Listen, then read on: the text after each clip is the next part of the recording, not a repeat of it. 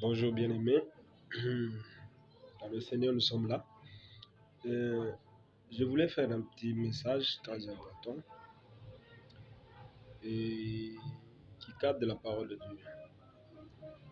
Et il y a tellement de choses qui se passent et que nous voulons vraiment apporter certains éclaircissements là-dessus. Moi, c'est le frère Alain Kabanga.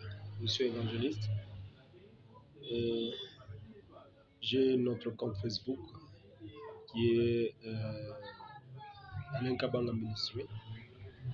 Alan Meyer Ministry plutôt. Et nous sommes aussi sur TikTok et nous sommes dans le groupe WhatsApp où nous passons de temps à enseigner les enseignements, à donner les enseignements sur la parole de Dieu et différentes questions qui sont traitées concernant l'évangile, les écritures de la parole de Dieu. Vous savez, nous sommes à un moment où la grâce de Dieu est en train de battre son plein, d'agir. Mais malheureusement, certaines personnes, certains enfants de Dieu, certains chrétiens continuent à baser leur vie sur la loi. Jésus nous a parlé de la grâce, qui est un moment très capital, très bénéfique pour nous, chose que Moïse désirait aussi rencontrer, espérait à vivre un jour, ce temps de la grâce. Mais malheureusement, il n'a pas pu vivre cela. Ce qu'il faut comprendre, c'est quoi? La loi, elle est une pédagogue. La loi, quand Dieu l'a amenée, Dieu a apporté la loi pour chercher à ramener l'homme à vivre dans la justice de Dieu. Mais malheureusement, cette loi, quand elle est venue, elle nous a juste fait en sorte que l'homme puisse connaître le péché. Donc la loi nous a conduit directement au péché. Et à cause de cela, l'humanité tout entière ne pouvait pas être sauvée par rapport à cette loi. La loi non plus en elle-même n'est pas mauvaise. La loi, elle est venue pour nous faire connaître le péché. Et à travers cela, l'humanité tout entière n'a pas pu survivre ou n'a pas pu obtenir le salut. Parce que la loi était un pédagogue qui nous amenait à un chemin du salut. Lorsque vous lisez la parole de Dieu, la Bible nous dit, il est écrit quelque part que j'ai connu le péché qui parle à moi. Et Dieu voyant cela, le mal continuait toujours à se manifester sur la terre et l'homme allait de plus en plus à se perdre. Et on demandait à ce que Dieu voulait à chercher le moyen de sauver l'homme dans ce calamité, dans ce drame, si nous pouvons le dire ainsi. Et quelle a été la solution? Il a fait alliance avec lui-même. Lorsque vous lisez dans l'épître aux Hébreux, la Bible dit, au verset 7, je crois, chapitre 7, la Bible nous parle de sacerdoce de Jésus-Christ lié au sacerdoce de Melchisedec. Le sacerdoce lévitique avait en elle les imperfections qui ne pouvaient pas sauver l'homme de tout le mal et de tout le péché. Alors, il fallait que Dieu puisse amener Jésus afin de nous sauver. Il fallait que Dieu puisse remplacer ce sacerdoce lévitique qui en elle avait des imperfections. En lui plutôt, ce sacerdoce en lui avait des imperfections. On trouvait des imperfections. Et la Bible dit, lorsqu'il y a changement de sacerdoce, il y a aussi changement de loi. Alors, Jésus a été élu comme étant sacerdoce. Il est comme étant le souverain sacrificateur. C'est l'ordre de Melchisedec. Pourquoi Melchisedec? Parce que Melchisedec Pourquoi le sacerdoce de Jésus est lié au sacerdoce de Melchisédek et non pas au sacerdoce lévitique? Parce que le sacerdoce de Melchisédek contenait en lui deux aspects. Le premier aspect, c'était l'aspect royal. Et le deuxième aspect, c'était l'aspect d'un souverain, des sacrificateurs. Donc, Melchisédek était roi de l'ancienne Jérusalem qu'on appelait Salem, parce qu'on appelle le roi de Salem. L'ancienne Jérusalem s'appelait Salem. Alors, ce Melchisédek-là était roi de Salem. Il était en même temps roi, en même temps sacrificateur. Alors, ce sacrificat, Jésus devait aussi avoir ce sacerdoce-là. Parce que la Bible dit, Jésus est né de la famille royale. Quand vous lisez l'épître au Matthieu, Matthieu représente Christ comme le fils de David. Or, le fils de David, David fut un roi. Il a été choisi parmi ses frères. Vous vous rappelez dans Samuel, quand Samuel est allé pour choisir, et quand Dieu lui avait envoyé pour aller choisir le roi qui devait régner sur Israël, on a choisi Samuel et David qui étaient dans la famille royale. Donc, Matthieu représente Jésus comme étant un roi parce qu'il est le descendant du roi David. Alors, Jésus devait avoir aussi le même sacerdoce qu'avait le sacerdoce de Melchisédek, étant roi et étant un souverain sacrificateur. Et quand on parle de la royauté, dans la Bible, Jésus n'était pas dans la lignée d'un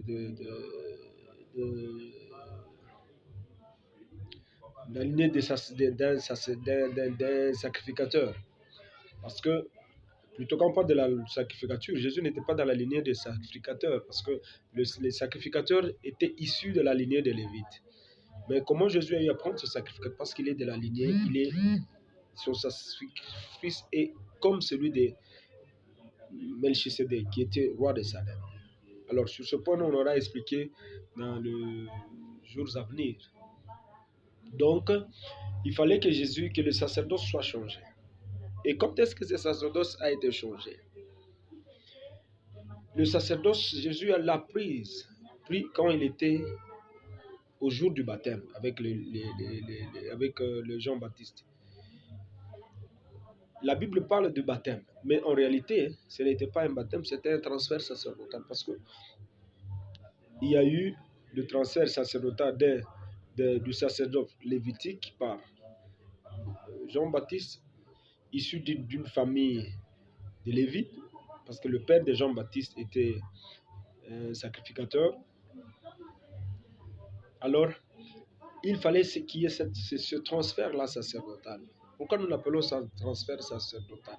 Parce qu'il y a eu trois événements qui se sont produits au moment où les sacrificateurs, le baptême de Christ s'est passé. Il y a trois événements. Le premier événement, c'est quand il est sorti de l'eau, après le baptême, Christ est sorti de l'eau. La Bible dit que la voix s'est fait entendre dans le temple, dans le ciel. Le Saint-Esprit est descendu. Nous sommes de la commune l'homme, la voix s'est fait entendre qui montre la confirmation de ce dernier comme étant un souverain sacrificateur. Quand nous rentrons dans l'ancien temps, au jour où on devait élire un sacrificateur, on procédait aussi aux trois événements qui se produisaient. On faisait la sélection. La deuxième des choses, on unit le sacrificateur par l'onction d'huile.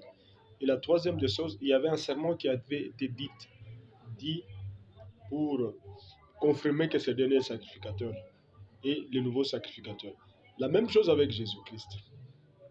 Jésus-Christ a été choisi, il a reçu le baptême. À sa sortie de l'eau, la voix s'est fait entendre. Bien avant la voix, il y a la colombe qui est descendue sur Christ, qui est signe de l'onction, signe de l'onction, de la puissance. Donc, dans l'ancien temps, l'onction d'huile représentait la puissance. le pouvoir et l'autorité. Et comme vous voyez aussi, la descente de la colombe montrait, avait cette image de l'onction sur la personne de Jésus-Christ.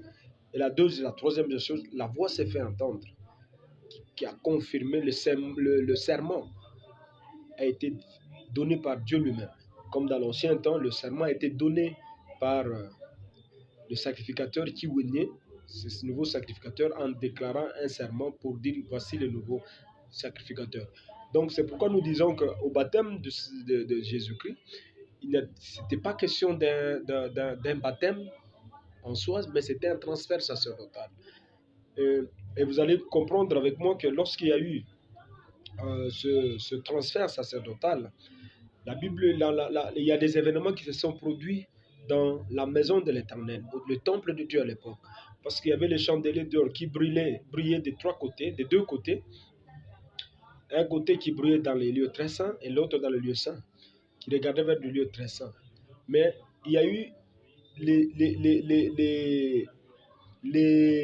la lumière qui éclairait du côté du lieu très saint se sont éteintes. Il y avait une lumière qui s'est éteinte par rapport au quand Jésus a reçu le baptême. C'est symbolique.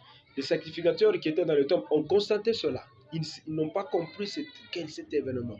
Depuis que Jésus a été baptisé, directement, il y a des événements qui ont cessé. Comme ce que je venais de vous dire, la lumière qui éclairait le lieu très saint, là où il y avait les chérubins protecteurs, s'est éteinte.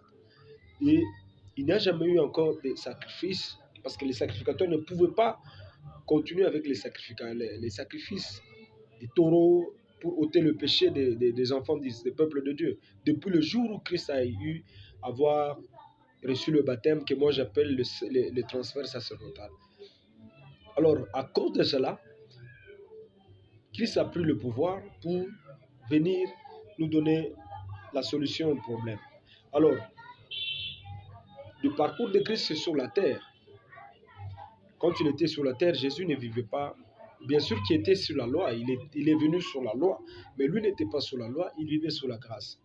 Et Jean-Baptiste, qui nous a montré le chemin, qui a baptisé le Christ, était aussi sous la grâce, sous la loi plutôt, parce que la grâce n'était pas encore donnée. Parce que pour vivre la grâce, il nous faut être né de nouveau, c'est-à-dire accepter Jésus-Christ comme le Seigneur et Sauveur personnel dans sa vie. Et là, nous passons de la mort à la vie, c'est que la Bible nous parle dans Jean. Nous passons de la mort à la vie, donc en acceptant Christ, et nous sommes mis sous la grâce. Étant sur la grâce, il y a une nouvelle vie qui commence. Maintenant, étant sous la grâce, il y a beaucoup de choses et d'événements qui se produisent. Mais les gens ne comprennent pas cela. Sous la grâce, on n'a plus le droit de manifester nos propres efforts, nos propres performances pour afin garder, recevoir la vie, recevoir la bénédiction, être béni, être sauvé, être glorieux et tout. Parce que tout nous a été donné. Quand vous lisez Éphésiens 1, la Bible dit béni soit Dieu et Père de notre Seigneur Jésus-Christ qui nous a bénis de toutes sortes de bénédictions spirituelles dans le lieu céleste en Christ. Donc, la grâce de Dieu nous a apporté toutes sortes de bénédictions. Vous allez me dire que ces bénédictions sont encore spirituelles. Bien sûr, mais l'homme est tripartite. Et l'homme est né d'une tripartite. La première partie qui est sauvée de l'homme, c'est notre partie spirituelle. Et c'est ce qui fait en sorte que nous soyons bénis, nous puissions recevoir tout dans notre esprit. Parce que spirituellement, nous sommes sauvés. Et ayant notre esprit sauvé, nous avons déjà toutes les bénédictions. La Bible dit tel que Jésus est, tel que nous sommes. Donc, nous sommes identiques à Christ. Alors, ces bénédictions-là, nous les avons déjà. Nous sommes sous la grâce. Et sous la grâce, on ne manifeste pas les efforts personnels afin d'obtenir ces bénédictions-là. Sous la grâce, nous basons notre vie sur ce que Christ a déjà pourvu pour nous. C'est-à-dire, sous la grâce, on abandonne nos efforts, nos performances. Parce que Dieu nous a déjà donné toutes choses en Christ. Donc, quand nous vivons sur le temps de la grâce, nous n'avons pas à nous inquiéter, nous n'avons pas à nous forcer d'entrer dans la bénédiction. Parce que les bénédictions, nous les avons déjà. Nous les avons déjà obtenues. C'est question seulement d'y croire et de mettre la confiance en Dieu, de se reposer sur ça et de vivre cette grâce. Comme vous lisez Hébreux, au chapitre 4, la Bible parle du repos. L'apôtre Paul est en train d'expliquer le repos. Comment entrer dans le repos de Dieu. Quand vous lisez dans Genèse, quand Dieu s'est reposé au 7e jour, cela ne veut pas dire qu'il s'est reposé euh, par rapport, parce qu'il devait encore faire quelque chose après. Non. Le repos de Christ, de Dieu, quand il a eu à tout créer, il s'est reposé sur ses œuvres, sur ce qu'il venait de voir. Il s'est reposé une fois pour toutes. Dieu ne recrée plus le monde, Dieu ne recrée plus toutes choses. Il a mis dans toutes choses cette puissance de reproduction. Donc, le monde, les mondes, la terre, les verdures, les arbres, tout ça s'est reproduit d'eux-mêmes. Parce que Dieu a mis, quand il a créé le monde, il a créé toutes choses, il a mis dans chaque être humain, animal, végétal, la puissance de la reproduction. C'est comme ça que la Bible dit que Dieu est entré dans le repos. Le repos de Dieu ne veut pas dire que c'est un repos, il s'est reposé momentanément pour reprendre le travail. Non, c'est le repos éternel. Il s'est reposé après avoir fait tout fait. C'est ce que l'apôtre Paul nous dit en hébreu, d'entrer dans le repos, de se reposer en Christ. Et le repos dont la Bible parle ici, c'est se reposer sur les œuvres de Jésus-Christ. Les œuvres de Christ, c'est quoi? Parce que la Bible dit à la croix que Jésus a tout accompli. Il a tout accompli, tout ce qu'il pouvait avoir comme problème sur terre, il les a accomplis. Tout ce qu'il pouvait avoir comme difficulté dans ta vie, Christ les a accomplis. Tout ce qu'il pouvait avoir comme combat et difficulté et résistance, comment dirais-je, et défis dans ta vie, Christ les a accomplis. Parce que la Bible dit qu'il a traversé, il a eu à résister dans toute forme de péché, toute forme d'événements tragiques et tout qui pouvaient survenir dans sa vie. Et il les a vaincus. C'est pourquoi la Bible dit la croix qu'il a crié, tout est accompli. C'est-à-dire tout est accompli dans ta vie, en Jésus-Christ. Donc, on n'a pas droit à se créer nous-mêmes, porter nos propres efforts pour chercher à gagner une bénédiction quelconque de la part de Dieu. Non. C'est comme ça que beaucoup de chrétiens n'arrivent pas à tirer certaines bénédictions dans leur vie. Vous allez me dire peut-être que non, vous avez eu à faire cela et que tout, il faut toujours persévérer. Donc, plus que vous faites cela, plus que vous croyez en cela, la parole de Dieu est en train de se recréer dans les domaines spirituels.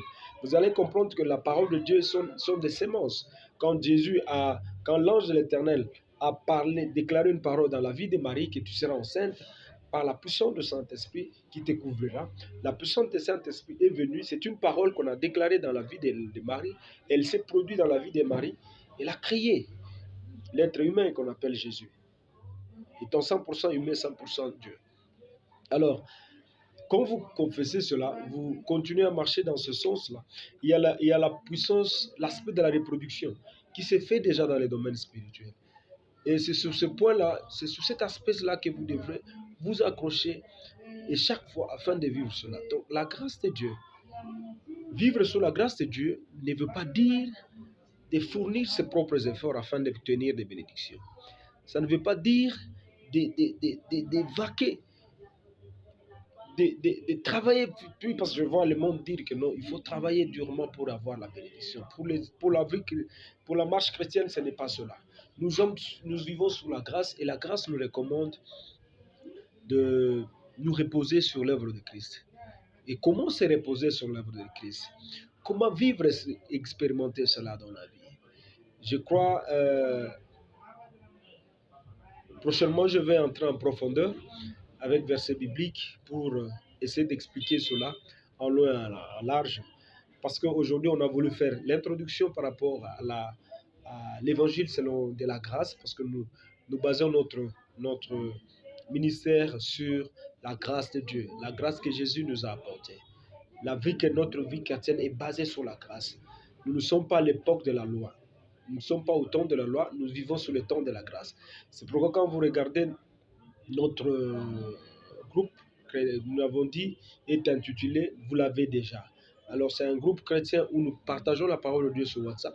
Si vous en avez besoin, envoyez-nous votre numéro téléphonique. Nous allons vous inscrire et vous enregistrer dans ces groupes-là. Que Dieu vous bénisse abondamment et nous allons nous revoir à la prochaine. Amen.